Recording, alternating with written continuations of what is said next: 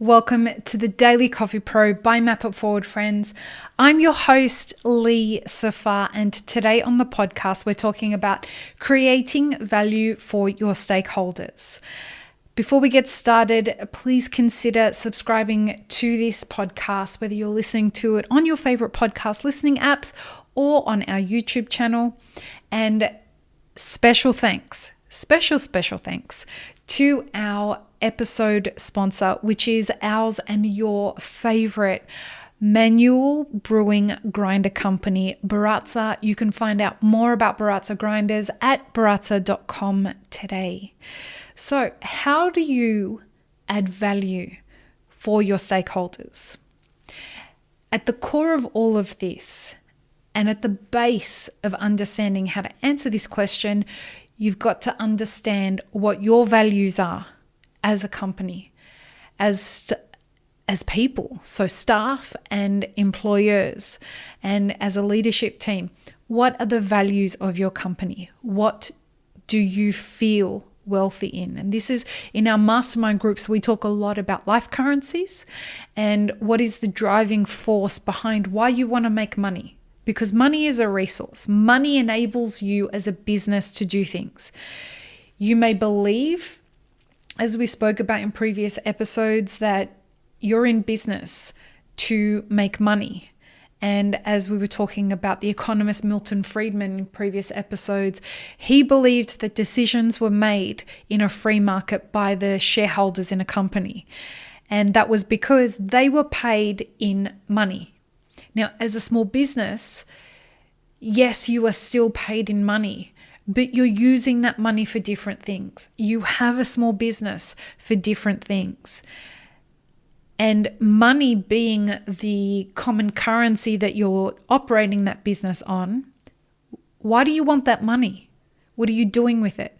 Well, you want that money to pay your wages and the wages of your staff, who are going to use that money for things like peace of mind when they pay their rent, and for safety when they have housing security, and for connectedness when you all come together as a team.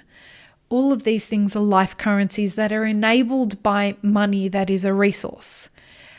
These are the things that determine the value structure of your business. Now, bigger businesses are starting to understand that they need to hear and listen to what their employees need and what they value in order to work at that company anymore. And the same thing goes for small business. The same thing comes when people want to patron your business. Whenever they want to be participating in your small business, not only do they want to spend their money, but they want to know what they're getting back from you in return for that. So what value are each of your stakeholders, your customers, your staff, your suppliers, and your leadership team? What value do each of those stakeholders get out of participating in your business and in the success of your business? Now let's look at the customer. We've spoken about staff in a previous episode, so we won't need to talk about them. But we will talk about our customers today, and we will talk about our suppliers. So, what value does your customer need to get as a stakeholder? Well, they need to know that what they're paying for is being over-delivered on. Otherwise, they're going to stop patroning your business. So, the first point of value is that very general kind of well-known established value exchange, which is when I spend money on something, I want to know that I'm getting a product that meets at the very basic level the agreed exchange there. If I'm buying a cup of coffee from this particular cafe, I know that for this much money, this is the quality of the cup that I'm going to get. I always encourage people to over-deliver on that. Any of the clients that are in the mastermind groups or one-on-one clients, I'm always aiming for people to over-deliver on the expectation of what the customer has. But there are other things, other values that you can contribute to your customers' experience when they deal with your business. A couple of those things are things like contributing to the joy of their day, so that when they have a customer engagement, if they engage in customer service, every touch point in the business is met with joy, is met with whatever it is that you want them to do. Do you want every customer to be informed when they come in? Do you want them to feel leaving happy? How are you deliberately adding that joy value to their day? The other thing a customer wants to know is that they're not participating in any kind of harsh or harmful practice in the supply chain. And this is customers are becoming much more aware and much more conscious of how their money contributes to the way that the world works. People don't want to spend their money. Let me put it differently.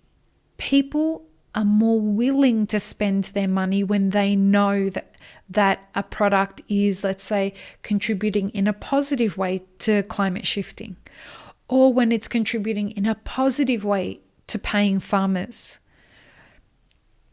Not all customers care about this stuff, but for the customers that do, that is becoming a larger and larger group, because companies are realizing that if they inform people that they are participating in a positive way that elevates the way that value chain works, then they can feel better about spending their money there.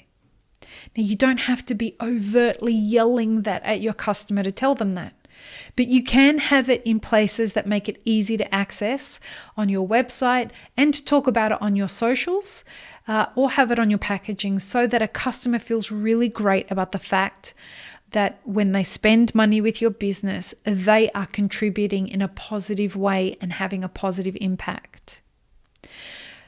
The other way that you add value to your customers' lives is making sure that they are confident that you know what you're doing as a business, and that the things that you're doing are valuing all the stakeholders involved, which include your staff.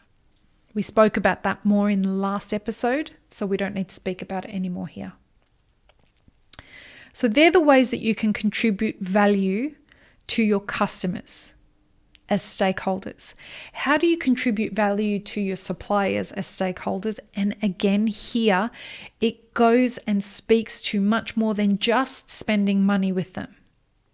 You can be a really valued you can be a valued participant in their value chain by advocating for them to your customers.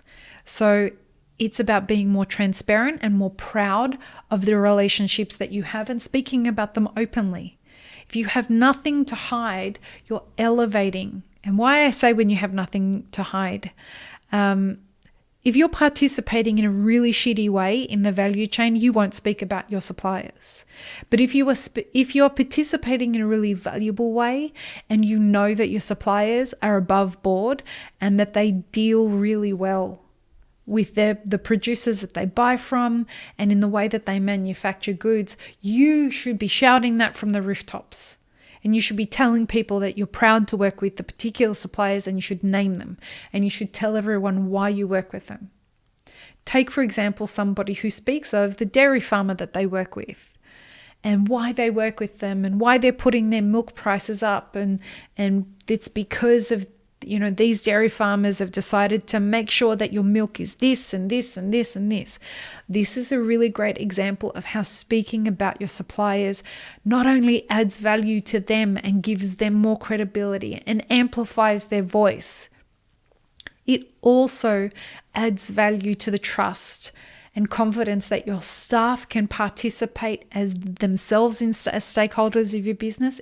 It empowers them to speak openly about how proud they are. It also empowers and adds value to your customers as stakeholders in the confidence that they can have in the way that you're participating in the supply chain, which they are contributing to as being the end consumer of the product. So as you can see, there are many, many ways that you can add value to your stakeholders' experience in your small business. And if you can focus on defining these things and then taking action to amplify all of that, that will benefit you as a small business owner, and it will benefit all of your other stakeholders as well. I hope that you found this helpful. If you have found this helpful and you're looking for a way to explore this deeply, this is something that we're going to talk about in the new How to Sell More Coffee 6-week program. As I said, I've said this in previous episodes, there's only 6 positions going to be available for the pilot version of this. There's going to be 2 groups, 6 people each. So if you're interested in joining, head to mapperforward.org/group coaching and or get in contact with us via our socials and just ask whatever questions that you might have. Peace, love, and peanut butter, friends. Don't forget to subscribe and have an amazing rest of your day.